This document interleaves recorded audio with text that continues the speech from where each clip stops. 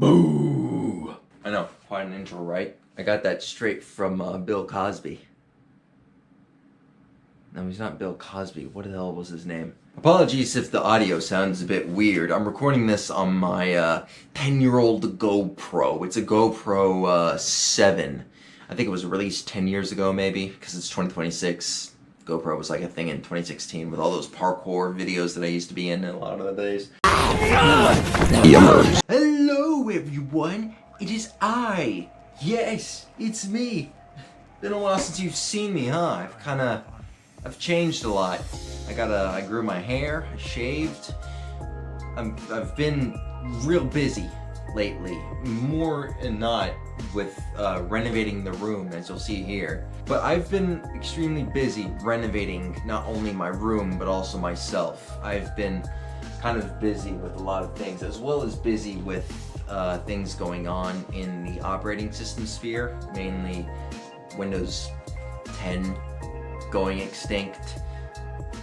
Thanks, Microsoft. Fuck up, fuck up, fuck up! And because I didn't want Windows 11 spyware, and as well as, unoptimized Windows on my operating system, I've had to explore a lot of options, as you can see.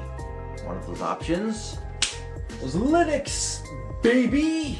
As you can see here, I've got my trusty old computer installed with a flashy Linux Mint operating system on here. Linux has been a thing that I've been exploring for a bit now, and I've been exploring a lot of different options, but Linux Mint kind of came to me because of its ease of use and simple work out of the box scenario. This one right here is just regular Linux Mint, just cinnamon. I tried other flavors like XFCE and Mate, but for a lot of customization, I just went with cinnamon, because Mint itself is already lightweight as it is, and since my computer is already like a beast. But what about me? What have I been doing? Why haven't you been uploading any videos? Why haven't you made a post? I mean, you've been active in your Instagram making art that no one's ever gonna see because Instagram would rather push AI. But where have you been, man? Your Discord server's down. You're renovating everything. Yeah, I'm renovating everything. I'm also renovating my streams. I've been renovating my life as well. I've just been, well, not renovating because I've already renovated everything, but my channels are still going to be renovated a little bit. I've been making a lot of changes. I've been real busy with myself, kind of taking a step back and saying, what do I want to do? And I've just been busy with life. Life has taken my attention a lot. But yeah, enough about me. Basically, life has been busy, it's been getting my attention, and I've just been interested in other fields other than YouTube. And plus, I've been exploring this on how to use this. Again, I was pretty much, and still am pretty new to the Linux field, so I didn't really know what I was doing. Let me take you a little bit more on an edited, or maybe a little bit of a scenic route on my adventures with Linux, because this title is My Adventures in Linux, after all. So, what happened after Windows 10 ended? I mean, what exactly did I do? Well, as you probably saw in my posts, I gave the middle finger to Microsoft. Yeah, I gave that huge ass middle finger to Microsoft. And what did I do? I installed Linux, the ultimate freedom open source distribution operating system in the market, invented by Linus Torvald. God bless his soul. Thank you. Literally, thank you. But what about the other flavors? I mean, in the screenshot, you can see that I installed XFCE, but I'm here on Cinnamon. Why is that? I still might go back to XFCE. Because it is the most lightweight, but Cinnamon is more compatible and easy to use because it works straight out of the box. Mainly for its GUI. I don't have to interact with the terminal a lot in order to do a lot of my YouTube stuff, or my editing, or my animating. I can just use my mouse and just click. It's really that easy. Meanwhile, with Mate and XFCE, there's a bit of terminal work I do have to do. I mean, don't get me wrong, Cinnamon does have some terminal stuff, but it's not really complicated in my opinion. XFCE and Mate, there is a lot more to it. But for me, I went with Cinnamon because of its customizability. There's a lot more I can customize with it and make it look my own. For the longest time, this wasn't really my screen. If you notice the wallpaper here and you know where that's from, you're a fucking OG. I need to give you a medal or a beer. I'll probably give you a beer. Like I haven't had 3 for the past hour. During my install of this, I've experimented with a lot of changes in the wallpapers. For the first while, I did Windows 7. Windows 7 for the longest time was my theme on this thing. But that kind of got me into more thinking, like, what's more nostalgic and a home kind of feeling here? And that's when I looked back on my older videos and saw that I used Mac OS X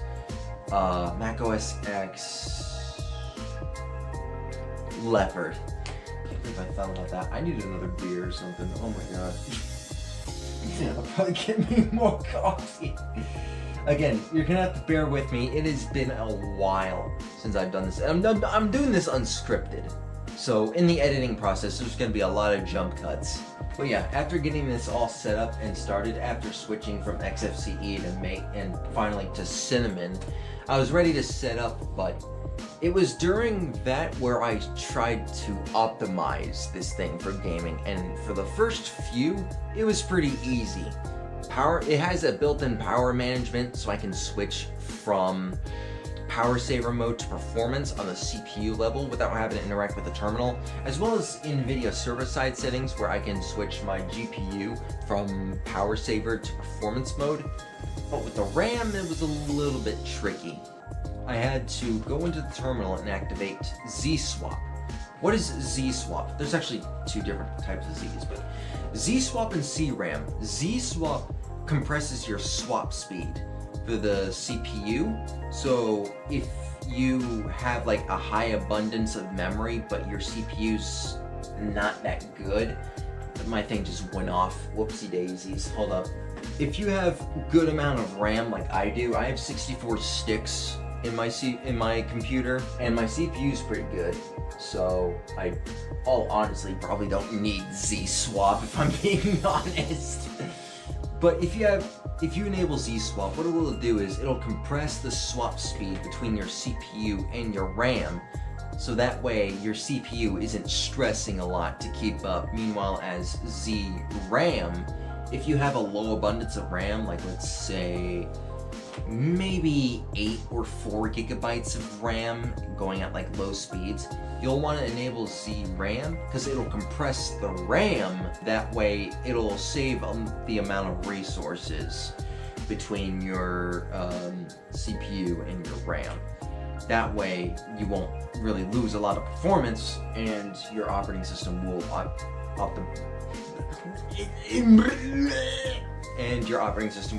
a little bit better. For me, I activated Z-Swap, and now you can actually customize how often your computer utilizes it. Same with Z-RAM. For me, I've set it to 10. I got a pretty beefy CPU, pretty beefy RAM, so I don't really need it to swap. I only set it to 10 as a way of saying, okay, I don't want you to swap at all unless absolutely like necessary. Only use swapping as like a last resort above all other options. You know, I like having that option open, just saying, hey, in case all else fails, do this. It wasn't easy to set up. I kind of had to dig through a lot of websites and a lot of forums to kind of figure out what I was doing. As a matter of fact, if you're actually looking into getting Linux Mint, I'll actually link a couple of sites that I used to optimize this thing down in the description. This will work for any flavors of Mint, including Cinnamon, Mate, and XFCE. So if you want to figure out how to optimize your system, I'll link those down in the description below. Just follow them to a T and you'll be good to go. Now, as for my experience with Cinnamon, I really have had no problems. This thing is fucking great. I've had a better experience with this than on Windows 10, in my humble opinion. Don't get me wrong, Windows 10 was a fantastic operating system. I loved Windows 10. Windows 10 was great. But Mint, I'm sorry, I kind of liked it better because it's not forcing AI down my throat. It's not forcing unwanted programs. It's not like auto-starting programs that I never called into action. Like every time I started up my Windows 10 PC, I have to go into Task Manager and manually get rid of some stuff that I didn't want started up, even though I went into some settings that I can't really remember now and disabled, hey, don't start this on startup, but it'll start it up anyway. But with this, it hasn't done anything that I didn't ask it to. If I told it to do something, it does it. If I tell it not to start up this specific program, it doesn't. This thing has been amazing. I have had no fucking complaints. Fun fact, after I got Mint, I donated $100 to Mint to keep it going as if I was paying for an actual operating system. I didn't need to do that, but I did it. So I basically paid for this operating system. Oh man. It's probably one of the few times that I wouldn't say a company, but maybe like a community has like earned my money, you know? They've earned it.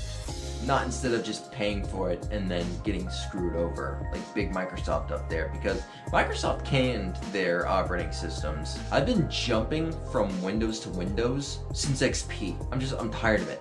I can't do it anymore. With Mint, I don't think I need to jump shift as often anymore.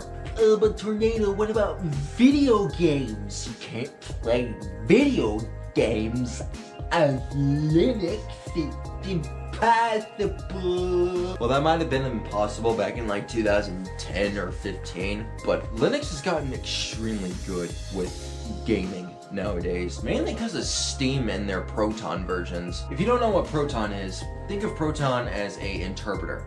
It takes Windows-based games, and Proton takes it and interprets it into a language that Linux can read, specifically Vulkan. That's what Linux uses. And by the way, I'm not using Wayland because I got an NVIDIA GPU. I'm using X11. It's old school, I know it's nothing new, but it works. I tried Wayland, it just doesn't fucking work. And fun fact, it actually, Cinnamon comes with Wayland, so if you want to use Wayland and you got an AMD GPU, go right ahead. But I tried, I just can't do it. I can't. I get low frame rates, and sometimes my operating system just restarts, and I'm back to the login screen. I can't do it. I can't do it. I don't want to do it. I'm done doing it. But yeah, the whole argument of you can't game or do anything on Linux is extremely outdated. Linux has come very, very, very far ahead of that curve, all thanks to Steam and their compatibility layers, which has allowed the community to make their own versions, which are honestly a lot more better than Steam version of Protons. I gotta say, Linux is a better way to go than Microsoft, especially since Windows 11 doesn't work on a lot of old school computers anymore. You need to have a pretty beefy PC nowadays in order to run Windows 11. And especially since computers nowadays are just so expensive with the RAM shortages, you'll want to utilize a lot of your old school computers and install a brand new compatible like low-grade friendly operating system like Linux to its fullest potential. I mean, right here, I'm only utilizing like 4 gigabytes of RAM here, though to be granted, I got like 3 or 4 things popping up, including Steam and Discord. I got other stuff running, but still though, 4 gigs of RAM, and on startup with this thing, it's less than a gig. Less than a gig. How extremely lightweight is that? I mean, come on, that's incredible. But yeah, I think that's gonna do it. If there's anything else I need to talk about, I'll probably animate it in post video with Source Filmmaker. Yeah, that's right. Source Filmmaker works on this baby thanks to Proton. It's sick. Still though, I think Blender is just a little bit more easier. Meanwhile, SFM is still kind of janky. I'll still probably use SFM for a little bit, but like to make my thumbnails and such, but still, I don't know. But anyways, I think I've talked long enough. I'm gonna go ahead and close out this video. If there's anything that you want to ask or poke questions at, leave them down in the comments below. But my voice is starting to hurt a little bit. I've been talking for like 21 minutes, which is what it says on there. But yeah, I'm gonna go. Hope you all could see that Neo fetch. It'll make all the Redditors cream their pants. But yeah, that's my journey and entry into Linux. I'm kind of warming up to doing videos like this again. This is gonna be like my first video back onto my first video vlog back onto the platform. After this video gets done, I'm gonna get to work on other things. It'll be normal content from now on. I want to get back into the groove of this because I do miss doing these things. It was sort of a hobby I used to keep up with back in the day, and I kind of want to keep up that momentum. Not just momentum, but just spend some of my time doing this, you know? And plus, the content farm on YouTube feels a little stale, and I feel like I can make a massive contribution to that, as well as just record some of my experiences playing video games or real-life vlogs, or just capture some of my fun side and put it on the internet to kind of share. So anyways, I'm gonna probably close off this video with a thank you for sticking with me, and thank you for over 350 subscribers. It's pretty much a massive goal that is astounding for such a small YouTuber like myself, especially for a platform that is stale and saturated with high effort content that other people are kind of filming, as well as, you know, short form brain rot content that is meant to fill your dopamine receptors instead of actually giving you a longer form content. But I appreciate you guys, for those that have subscribed, for sticking with me for so long and actually giving me a chance to grow as well as share my experiences with y'all. I really do appreciate that, and I do hope you guys stick around more, because I do want to share more of my projects and share more of my experiences, as well as some other videos that I have planned that are on here. Speaking of which, of videos, I didn't even talk about what video editing software I'm using. I'm using OBS and Audacity to record my videos and audio, but what video editing software I'm using Kdenlive. That's right, the classic Linux open source video editing software, Kdenlive. It's different. It's definitely different. I don't know. Definitely different. I didn't go out and pay for another video editing software like Vegas Pro. DaVinci Resolve works well on Linux, but it's missing that NVIDIA encoder. Unless I pay full, which I've learned my lesson from Vegas Pro. I'm not doing that again. So anyways, I do hope you all enjoyed this video. If you like what you saw, please hit that like and subscribe button. There's more videos to come as well, and after I get this video done, I'll also be live streaming again on Twitch and Kick. I've managed to figure out all the kinks and stuff here, as well as figuring out a plugin that's compatible with this Mint version to stream both on Kick and Twitch simultaneously, which is known as multistreaming. I'll link those in the description below, Twitch and Kick. But other than that, I thank you all for sticking with me for so long, and I'll see you guys later. Bye bye.